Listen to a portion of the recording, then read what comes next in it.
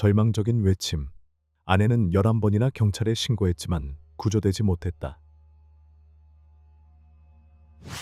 10월 20일 아침, 후쿠오카 다자이오시 경찰은 인터넷 카페 주차장에서 여성의 시신이 발견되었다는 긴급 전화를 접수했습니다. 신고자는 범인을 폭로할 수 있는 녹음 자료가 있다고 주장했습니다. 조사 결과 피해자는 36세의 주부 다카하타 루미로 밝혀졌습니다. 그녀의 시신은 나무도구와 칼로 끔찍하게 구타당해 변형되어 가족조차 그녀를 알아보거나 현장을 참을 수 없을 정도였습니다. 피해자를 이처럼 비극적인 운명으로 몰고 간 것은 무엇일까요? 그리고 이 미스터리한 녹음이 진실을 밝혀내고 범인을 확인하는 데 도움을 줄 수 있을까요? 오늘의 사건에 오신 것을 환영합니다. 단서를 조합해 이 가슴 아픈 비극 뒤에 숨겨진 진실을 밝혀내는 긴박한 수사 여정을 함께하세요. 이 영상에 좋아요를 누르고 채널을 구독해 팀을 응원해주세요. 실제 범죄 사건을 2D 스타일로 각색한 작품입니다. 신고자는 단순한 목격자가 아니었습니다. 그는 자신도 모르게 범인 중 한 명을 범행 현장까지 데려다주며 시신 유기에 협력한 사실이 드러났습니다. 이상함을 감지한 그는 그들의 대화를 몰래 녹음했습니다. 이 결정적인 녹음 덕분에 경찰은 즉시 단서를 확보하고 다음 날 3명의 용의자를 체포했습니다. 용의자는 41세 야마모토 미유키, 25세 키시 하야테, 47세 다나카 마사키였습니다. 세 사람 모두 악명 높은 야쿠자 조직의 전직 일원이었습니다. 세 용의자의 나이와 직업 차이는 경찰을 혼란스럽게 했고 이들의 관계와 범행 동기에 대한 의문을 남겼습니다. 초기에 다자이유 경찰은 사건을 단순한 폭행 사건으로 간주했습니다. 그러나 3명의 용의자와 피해자 다카하타 루미의 관계를 조사한 결과 끔찍한 진실이 드러났습니다. 이 네 사람 사이의 복잡한 연결고리는 일본 기자들이 풀어내는데 1년이 걸렸습니다. 결국 잔혹한 세뇌의 이야기가 밝혀졌습니다. 피해자 다카하타 루미는 남편 유타카와 두 어린 자녀와 함께 사는 평범한 주부였습니다. 유타카는 장거리 트럭 운전사로 집을 비우는 일이 잦았습니다. 그의 말에 따르면 루미는 친절하고 헌신적인 아내로 가족을 전적으로 돌보는 사람이었습니다. 그는 루미를 완전히 신뢰했고 루미는 언제나 가정을 책임지는 믿음직한 존재였습니다. 그러나 작은 가족에게 커다란 혼란이 닥쳤습니다. 2019년 8월 루미는 살해되기 2달 전 갑자기 집을 떠났습니다. 그녀가 향한 곳은 다자이우시에 있는 아파트로 그곳에는 야마모토 미유키가 젊은 연인 하야시와 함께 살고 있었습니다. 미유키는 유흥가에서 악명 높은 마담으로 바를 자주 방문하며 야쿠자와 협력해 사기 및 횡령을 일삼던 인물이었습니다. 뛰어난 외모와 풍부한 연애 경험을 가진 미유키는 대상을 식별하고 유혹하는 데 능했습니다. 그렇다면 평범한 주부 루미가 어떻게 미유키처럼 악명 높은 사람과 엮이게 된 걸까요? 비극의 근원은 놀랍게도 돈이었습니다. 다카하타 루미에게는 료타라는 오빠가 있었는데 그는 중학교 시절 야마모토 미유키와 함께 학교를 다녔습니다. 료타는 10년 전에 의문의 실종을 당했습니다. 실종되기 전 료타는 미유키에게 큰 금액을 빌렸습니다. 미유키는 루미를 찾아가 오빠의 막대한 빚을 갚으라고 요구했습니다. 루미는 충격을 받았고 끔찍하게 여겼습니다. 그녀는 료타의 빚을 갚을 의무가 없었습니다. 그런데도 그녀가 이 문제에 끌려 들어간 이유는 무엇일까요? 수사 중 한 기자는 흥미로운 사진을 발견했습니다. 사진 속에는 다카하타 루미와 야마모토 미유키가 서로 웃으며 대화를 나누고 있는 모습이 담겨 있었습니다. 놀라운 점은 이 사진이 다카하타 루미가 살해되기 6개월 전에 촬영되었다는 사실이었습니다. 분명 두 여성의 관계는 초기 주장인 채권자와 채무자의 관계보다 훨씬 복잡했습니다. 전문 사기꾼인 야마모토 미유키는 치밀하고 계산된 계획으로 다카하타 루미에게 접근했습니다. 미유키는 료타의 친구인 척하면서 친절한 말과 다정한 행동으로 루미의 신뢰를 서서히 얻기 시작했습니다. 친해지자 미유키는 루미에게 화려한 외출을 제안하며 스트레스를 풀고 즐길 필요가 있다고 말했습니다. 단순한 생활에 익숙했던 루미는 미유키가 소개해준 화려한 세계에 빠르게 매료되었습니다. 점차 루미는 야마모토 미유키와 더욱 가까워졌습니다. 어느 날 미유키는 루미에게 외출 비용을 지불하라고 제안했습니다. 자신이 지난번에 비용을 부담했다고 이유를 들며 요청했습니다. 거절하기 주저한 루미는 동의했습니다. 가족의 소박한 재정 상황에도 불구하고 그녀는 미유키에게 돈을 빌려 비용을 충당했습니다. 이 대출은 계속되었고 금액도 점점 커졌습니다. 이 기회를 틈타 미유키는 료타의 오래된 빚 이야기를 다시 꺼냈고 결국 루미는 미유키가 만든 정교한 빚의 함정에 빠져 막대한 재정적 부담을 지게 되었습니다. 겉으로 보기에 헌신적인 주부였던 다카하타 루미가 가족을 버리고 무모한 생활을 즐기며 빚의 늪에 빠진 것은 이해하기 어려운 일이었습니다. 그러나 철저한 조사를 통해 일본 기자들과 루미의 가족들은 그녀가 야마모토 미유키에게 세뇌당했다고 의심하기 시작했습니다. 그들은 중요한 증거를 제시했습니다.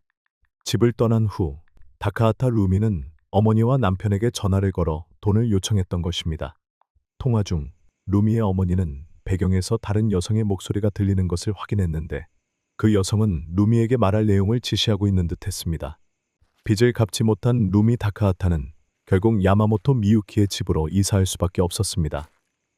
이때부터 루미의 극심한 고통의 나날이 본격적으로 시작되었습니다. 야마모토 미유키는 루미에게 매일 많은 양의 빵과 볶음면을 강제로 먹였고 이는 그녀의 체중이 급격히 증가하는 결과를 낳았습니다. 미유키는 루미가 빚을 갚기 위해 일하기를 원하지 않았고 대신 그녀를 육체적, 정신적으로 고문하려는 의도를 드러냈습니다. 루미는 매일 같은 옷을 입도록 강요받았으며 목욕이 금지되어 그녀의 몸에서 참을 수 없는 악취가 났습니다. 미유키는 루미에게 입술 대신 눈에 립스틱을 바르게 하는 굴욕적인 행동까지 강요했습니다. 루미 다카하타는 끊임없는 심리적 학대와 괴롭힘, 세뇌를 겪으며 점차 자아를 잃고 야마모토 미유키에게 완전히 복종하게 되었습니다. 산으로의 여행 중 미유키는 루미를 1시간 동안 폭행하며 그녀의 다리를 다치게 했습니다. 루미 다카하타가 살해되기 5일 전 미유키는 그녀의 입을 테이프로 막아 기절시켰습니다. 루미의 손등에는 바늘로 찌른 듯한 작은 상처가 여러 개 있었습니다. 미유키의 잔혹한 행위는 모든 한계를 넘어선 듯 보였습니다. 하지만 루미의 가족은 이를 방관하지 않았습니다. 그녀의 남편은 미유키 야마모토와의 대화를 몰래 녹음해 이를 경찰에 신고하려 했습니다. 그러나 경찰은 녹음에 루미의 생명을 위협하는 명확한 내용이 포함되어 있지 않다는 이유로 신고를 받아들이지 않았습니다. 2019년 6월부터 9월까지 루미의 가족은 경찰서를 11번 방문하며 도움을 요청했으나 모두 거절당했습니다. 조사 기자들에 따르면 다자 이후 경찰의 이 사건에 대한 태도는 충격적일 정도로 무관심하고 냉담했습니다. 루미의 가족이 3시간 분량의 녹음을 경찰에 가져왔을 때 경찰은 이를 끝까지 들을 시간이 없다며 거절했습니다. 경찰은 녹음 중 약 5분 정도를 건성으로 듣고 나서 어른들 간의 문제일 뿐이라며 가족에게 스스로 해결하라고 말했습니다. 그러한 실망스러운 만남 며칠 후 루미 다카하타는 끔찍한 상태로 발견되었습니다. 비극적인 10월 20일 루미 다카하타가 살해된 그날 야마모토 미유키는 한바에서 즐겁게 시간을 보내고 있었습니다. 그녀의 젊은 연인 키시 하야테가 루미를 데리러 갔고 기절한 그녀를 뒷좌석에 실었습니다. 루미가 더 이상 숨을 쉬지 않는 것을 알아챈 키시는 당황하여 차를 돌려 1시간 떨어진 외진 주차장으로 향했습니다. 곧 야마모토 미유키가 전 남편 다나카 마사키와 함께 도착했습니다. 세 사람은 루미 다카하타의 시신을 처리할 계획을 논의하고 세웠습니다. 그들과 함께 있었던 또 다른 남성은 미유키 야마모토를 주차장으로 데려온 한바 직원이었습니다. 상황이 수상하다고 느낀 이 남성은 3명의 대화를 몰래 녹음했습니다. 미유키가 떠난 후 그는 즉시 경찰에 전화를 걸어 사건을 신고했습니다. 루미 다카하타의 비극적인 죽음은 일본 언론의 큰 주목을 받았습니다. 대중의 분노가 커지는 가운데 루미의 오빠 료타가 뜻밖의 모습을 드러냈습니다. 그는 지난 10년 동안 히로시마의 한 공장에서 일해왔다고 밝혔습니다. 놀랍게도 그 공장은 야마모토 미유키가 소개한 곳이었습니다. 즉, 미유키는 이 기간 동안 내내 료타의 행방을 알고 있었던 것입니다. 그럼에도 불구하고 그녀는 루미 다카하타를 속이고 그녀가 오빠의 빚을 떠맡게 하며 극심한 학대에 처하게 했습니다.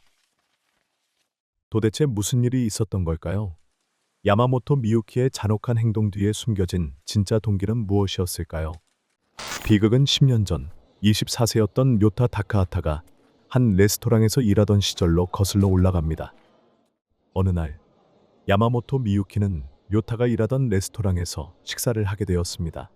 중학교 동창이었던 두 사람은 특별히 친하지 않았지만 뜻밖의 재회로 인해 점차 가까워졌습니다. 1년 후 료타와 미유키는 금전적 거래를 시작했습니다.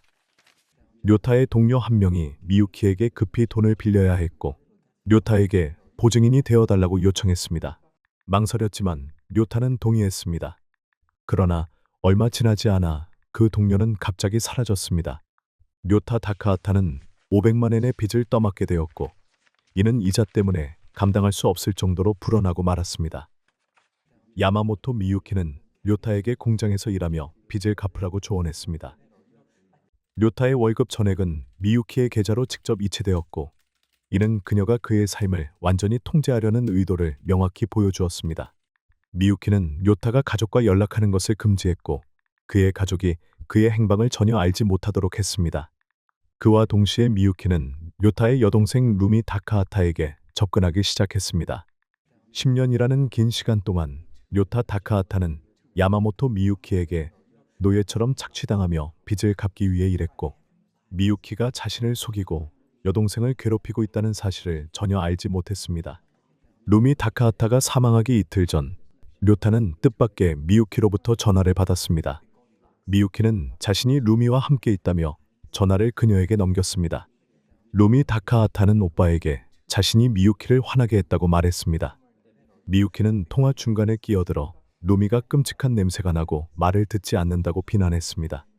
료타는 급히 여동생에게 미유키의 말을 따르라고 말한 뒤 미유키에게 여동생이 문제를 일으켜 죄송하다고 사과했습니다. 상황은 매우 복잡하고 혼란스러웠습니다. 료타와 루미 다카하타 모두 장기간에 걸쳐 야마모토 미유키에게 세뇌당했을 가능성이 매우 높았습니다. 그들은 완전히 자기인식을 잃고 옳고 그름을 구분할 능력을 잃은 듯 보였습니다. 미유키의 통제에서 벗어난 뒤 료타 다카하타는 마지막 전화 통화에서 여동생에게 했던 부주의한 말을 깊이 후회했습니다. 하지만 그때는 이미 늦었습니다. 범행의 주범 야마모토 미유키와 루미 다카하타를 직접적으로 해치고 위협하는 데 가담한 그녀의 젊은 연인 키시 하야테는 2021년 3월 각각 22년과 15년 6개월의 징역형을 선고받았습니다. 그러나 현재까지도 두 사람은 완강히 자신의 죄를 부인하며 서로를 탓하고 계속해서 상급 법원에 항소하고 있습니다. 많은 사람들은 료타와 루미 다카하타가 야마모토 미유키에게 이토록 쉽게 조종당한 이유를 이해하기 어렵다고 생각할 수 있습니다. 하지만 최근 한국에서도 정교한 세뇌 기법이 사용된 유사한 사건들이 발생하고 있다. 가해자들은 세뇌 기술을 이용해 피해자들에게 모든 문제와 잘못이 자기 책임이라고 믿게 만든다. 세뇌당한 피해자들은 옳고 그름을 판단하는 능력을 잃고 불안감에 시달리며 끊임없이 자신을 탓하게 된다. 더욱 위험한 것은 가해자들이 자신의 모든 행동이 선의에서 비롯된 것이라고 피해자들을 설득한다는 점이다. 그 결과 피해자들은 저항하거나 경찰에 도움을 요청하는 것을 꺼리게 된다. 다카하타 루미 사건에서도 바로 이러한 잔혹한 세뇌 기법이 그녀를 비극적이고 부당한 죽음으로 몰아넣었다. 다카하타 루미 사건은 우리에게 많은 교훈과 깊은 성찰을 안겨준다.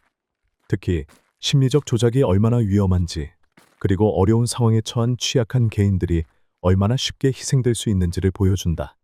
동시에 이 사건은 일부 당국의 태만과 무관심이 피해자의 비극적 결말에 어떻게 간접적으로 영향을 미쳤는지를 폭로한다.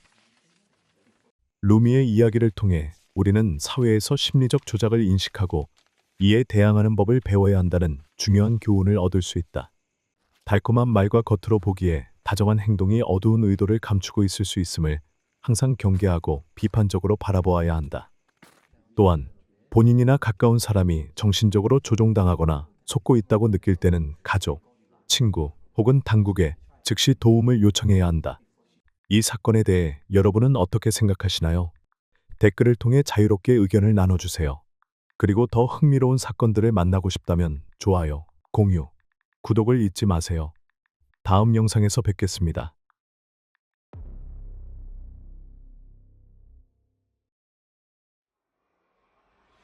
존경받는 의사와 그의 가족의 유해가 플라스틱에 쌓인 채 발견되었습니다. 3월 23일 늦은 밤, 캘리포니아 남부 산타바바라 외곽에 위치한 한 주택에서 끔찍한 비극이 발생했습니다. 미국에 거주하는 중국계 의사인 한웨이동 박사와 그의 가족이 집안에서 잔인하게 살해된 채 발견되었습니다. 세구의 시신은 여러 겹의 비닐로 단단히 감싸져 있었으며 피해자들은 주로 머리와 얼굴 부위에 집중된 14발의 총탄을 맞은 상태였습니다. 그들의 상태는 너무 참혹해서 경찰은 살해 방식의 세부 사항을 공개하지 않았으며 단지 범인의 잔인함만을 언급했습니다. 사건은 더욱 복잡한 양상을 띠게 되었는데 이는 범인의 동기와 한 박사의 호화로운 생활 이면에 숨겨진 비밀들이 드러나기 시작했기 때문입니다. 도대체 누가 이 끔찍한 범죄를 저질렀으며 왜 그의 가족이 이러한 잔혹한 범죄의 표적이 되었는지 의문이 커지고 있습니다. 이 충격적인 사건의 진실과 그 뒤에 숨겨진 미스터리를 오늘의 영상에서 함께 파헤쳐 보겠습니다. 실제 범죄 사건을 2D 스타일로 각색한 작품입니다. 이 사건은 3월 22일 어둠이 캘리포니아 도시를 서서히 뒤덮기 시작한 저녁 무렵에 시작되었습니다. 그러나 한 웨이동 박사의 집은 여전히 밝은 불빛으로 환하게 빛나고 있었습니다. 식당에서는 한 박사와 그의 가족이 미리 준비한 저녁 식사를 함께 즐기며 화기애애한 시간을 보내고 있었습니다. 저녁 식사가 끝난 후 한 박사와 그의 아내는 식탁을 정리한 뒤 조용히 자신의 서재로 들어갔습니다. 한 박사는 업무 서류를 펼쳐들고 환자들의 병력을 꼼꼼히 검토하며 다음날 예약된 환자들과의 일정을 조율했습니다. 그는 다가오는 출장에 대비해 복잡한 질병 사례를 철저히 연구하는데도 시간을 할애했습니다. 다음 날 아침, 한 박사의 개인 병원 앞에는 몇몇 환자들이 진료를 기다리고 있었습니다. 한 박사는 통상적으로 이른 시간에 출근해 환자들을 맞이할 준비를 하곤 했습니다. 하지만 업무 시간이 다가왔음에도 병원의 문은 굳게 닫혀 있었습니다. 시간이 흐르자 동료 직원들도 병원에 도착했으며 그들은 즉시 뭔가 이상하다는 것을 느꼈습니다. 그날 아침, 병원에서는 복잡한 질병 사례와 지역 사회 협력 문제를 논의하기 위한 중요한 회의가 열릴 예정이었습니다. 회의가 막 시작되었을 때 참석자들 사이에서는 한 박사의 부재에 대해 수군거리는 소리가 점점 커졌습니다. 회의가 한참 진행된 후에도 여전히 한 박사의 모습은 어디에서도 보이지 않았습니다. 여러 차례 전화를 걸었지만 연결되지 않자 한 동료가 직접 그의 집으로 가서 상황을 확인하자고 제안했습니다. 그녀는 차를 몰고 한 박사의 집으로 향했고 도착하자마자 집의 정문이 활짝 열려 있는 것을 보고 깜짝 놀랐습니다. 그녀는 밖에서 몇 차례 소리쳐 불렀지만 내부에서 어떤 응답도 들리지 않았습니다. 너무나 걱정된 그녀는 즉시 경찰에 신고해 상황을 조사해 줄 것을 요청했습니다. 산타바바라 지역 경찰은 즉시 조사팀을 파견했으며 브라이언 틸스트 경관이 현장에 가장 먼저 도착했습니다. 그는 500제곱미터 크기의 한 박사 가족의 집 안으로 들어섰으나 아무도 보이지 않았습니다. 브라이언 경관은 집안의 각 방을 꼼꼼히 살폈고 모든 것이 깔끔하게 정리된 상태였으며 특별히 이상한 흔적은 발견되지 않았습니다. 그러나 차고에 들어선 순간 2대의 차가 나란히 주차되어 있는 가운데 그 사이에서 길이 약 170cm의 물체를 발견하게 되었습니다. 그것은 흰색 테이프로 단단히 감싸져 있었고 사람의 형상을 하고 있는 것처럼 보였습니다. 그는 가까이 다가가 물체를 자세히 살펴보았고 테이프가 아주 단단히 감겨 있어 어떤 틈도 보이지 않는 것을 확인했습니다. 즉시 동료들에게 지원을 요청한 뒤 차고 주변을 추가로 조사했습니다. 두 번째 차량 옆에서는 더 작은 2개의 물체가 똑같이 흰색 테이프로 감싸져 있는 것을 발견했습니다. 브라이언 경관은 무전기를 통해 이 발견 사항을 지휘본부에 보고했습니다. 곧이어 법의학팀과 수사관들이 현장에 도착해 의심스러운 물체들을 조사하고 처리하기 시작했습니다. 전문가들의 검토 결과 테이프로 감싸인 세 구의 시신이 한 웨이동 박사, 그의 아내, 그리고 5살 된 딸의 것으로 확인되었습니다. 부검 결과 3명의 피해자 모두 머리에 총격을 받았으며 총 14발의 총알이 발사된 것으로 밝혀졌습니다. 한 웨이동 박사와 그의 아내는 각각 3발의 총에 맞았습니다.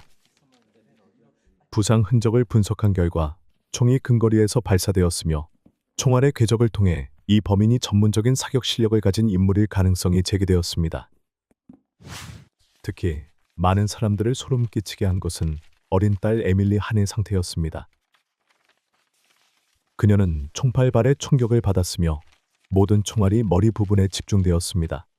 그 중육발은 두개골 깊숙이 박혀 있었습니다.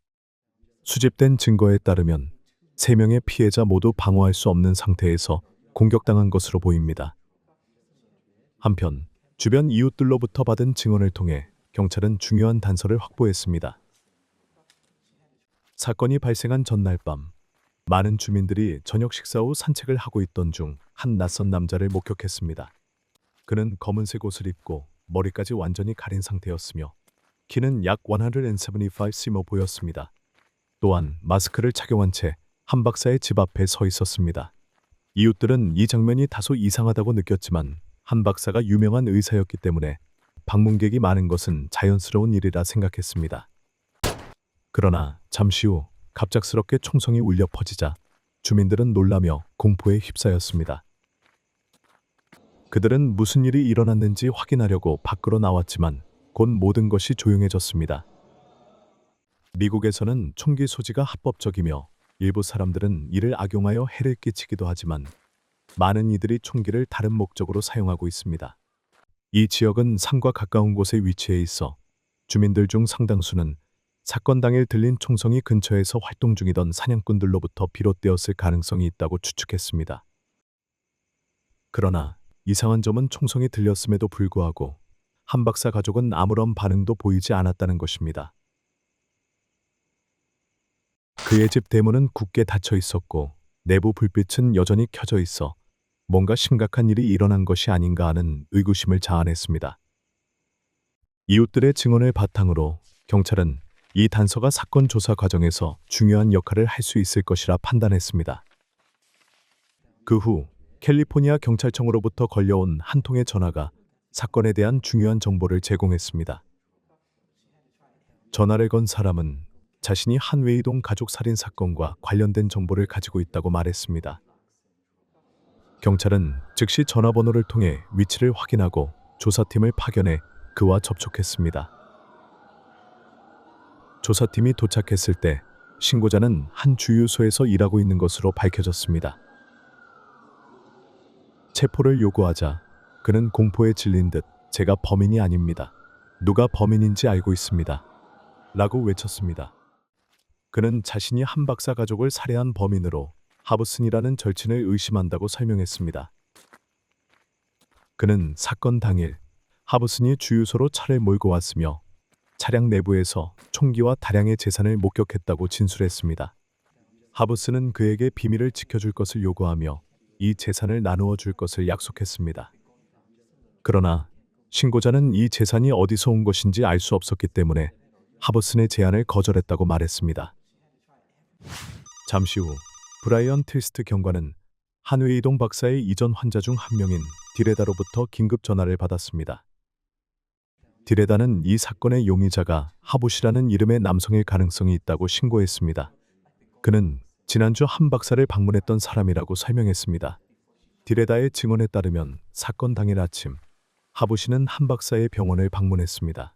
그는 자신을 잠재적 사업 파트너로 소개하며 비즈니스 협력 프로젝트에 대해 논의하기 위해 왔다고 말했습니다. 디레다는 그들의 대화가 꽤 평범해 보였고 긴장감이나 의심스러운 분위기는 없었다고 회상했습니다. 그러나 하부시가 동료 없이 혼자 왔다는 점이 조금 이상하다고 느꼈습니다. 경찰은 이 정보를 바탕으로 하부시를 주시하기 시작했고 브라이언 경관은 즉시 팀원들에게 하부시를 추적하고 감시할 것을 명령했습니다. 3월 25일 자정 샌디에이고의 본샬 지역에서 대규모 경찰 급습이 이루어졌습니다. 며칠간의 조사 끝에 용의자 하부 씨가 마침내 체포되었습니다. 브라이언 틸스트 경관이 이끄는 수사팀은 하부 씨의 집을 신속히 포위하고 주변 지역의 안전을 확보한 뒤 체포 작전을 진행했습니다. 경찰이 하부 씨의 아파트에 진입했을 때 그는 혼자 있었으며 저항의 기미를 보이지 않았습니다. 수색 과정에서 경찰은 중요한 증거물을 다수 발견했습니다. 그 중에는 한 박사 가족 살인 사건의 탄흔과 일치하는 총기와 피해자의 집 주소가 적힌 문서가 포함되어 있었습니다. 또한 한 박사 가족 각 구성원의 생활 정보를 상세히 기록한 노트들도 발견되었습니다. 하부 씨는 경찰서로 이송되었을 때 사건 당일 밤에 일어난 일에 대해 숨김없이 진술했습니다. 수사관들과의 대화에서 하부 씨는 자신과 한 박사가 처음 만난 것은 병원 진료를 통해서였다고 말했습니다. 한 박사의 뛰어난 능력에 깊은 인상을 받은 그는 병원 확장을 위한 협력을 제안했습니다. 그러나 한 박사는 이미 다른 파트너와 협력 계획이 잡혀 있었고 1천만 달러 규모의 계약을 앞두고 있었기 때문에 하부 씨의 제안을 거절했습니다. 이 사실을 알게 된 하부 씨는 실망을 넘어 모욕감을 느꼈다고 밝혔습니다. 게다가 그는 한 박사 가족이 매우 부유하다는 사실을 알고 탐욕이 커졌습니다. 하부 씨는 한 박사 가족을 한 주간 주시했다고 자백했습니다. 그는 매일 저녁, 가족이 저녁 식사를 마친 후 한 박사는 서재로 돌아가고 아내는 집안일을 정리하며 딸은 공부를 위해 자신의 방으로 올라간다는 사실을 알고 있었습니다. 하부 씨는 이 시간이 자신의 계획을 실행하기에 가장 적합하다고 판단했습니다. 사건 당일 밤, 가족이 저녁 식사를 마치고 아무도 주의를 기울이지 않는다는 것을 확인한 하부 씨는 한 박사의 집에 몰래 침입했습니다. 집에 들어서는 즉시 그는 미리 준비한 총을 꺼내 한 박사의 서재로 들어갔습니다. 한 박사와 마주한 하부 씨는 모든 재산과 최근에 체결한 1천만 달러 계약서를 넘기라고 요구했습니다. 하지만 한 박사는 이를 단호히 거절했는데 계약서를 잃게 되면 자신의 경력이 무너질 것을 잘 알고 있었기 때문입니다. 두 사람은 격렬한 언쟁을 벌였고 방안은 긴장감으로 가득 찼습니다. 결국 분노와 충동을 억제하지 못한 하부 씨는 총을 발사해 한 박사를 살해했습니다. 그러나 하부 씨는 여기서 멈추지 않았습니다. 총성이 울리자 한 박사의 아내와 딸은 놀라 서재로 달려왔습니다. 상황을 이해할 틈도 없이 그들은 하부 씨의 무서운 얼굴을 목격한 순간 그는 다시 몇 발의 총을 발사했습니다. 그들은 하부 씨의 냉혹한 총격 앞에 무력하게 쓰러졌고 그들의 생명은 단 한순간에 잔인하게 빼앗겼습니다. 체포된 후 하부 씨는 자신의 범행 동기를 숨기지 않았습니다. 그는 모든 행동이 오직 돈을 위한 것이라고 시인했습니다. 하지만 수사가 진행되면서 변호사들이 한 박사 가족의 자산 목록을 작성하는 과정에서 놀라운 사실이 드러났습니다. 수집된 정보에 따르면 한 박사 가족의 실제 자산은 소문으로 떠돌더니 1천만 달러라는 천문학적 금액과는 완전히 달랐습니다. 초기에 많은 이들이 한 박사가 엄청난 재산을 소유하고 있으며 대부분이 그가 체결한 1천만 달러 계약에서 비롯되었다고 믿었습니다.